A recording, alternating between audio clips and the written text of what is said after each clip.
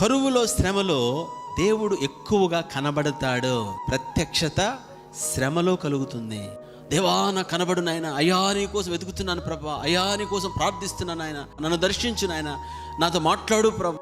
ఓహో, అలా అయితే ఒక కరువు అనుమతిస్తాడు, ఒక శ్రమ అనుమతిస్తాడు.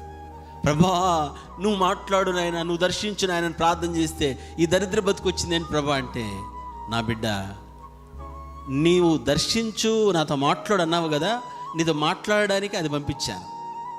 చాలాసార్లు మన విశ్వాసులు ఏమనుకుంటారంటే, దేవుడు మాట్లాడాలంటే అసలు దాని గురించిన అవగాహన లేకుండా ప్రార్థన చేసేస్తారు. దేవుని బిడ్డ, కరువులో, కన్నీటిలో, బాధ, నొప్పిలో దేవుణ్ణి మనం చూడగలము. దేవుణ్ణి చూడగలిగిన స్థితి అది, దేవుణ్ణి గ్రహించగలిగిన స్థితి అది. ఆ స్థితిలోనే మనం గ్రహించగలం. దేవుడు కూడా ఆ స్థితిలోనే మనతో మాట్లాడతాడు.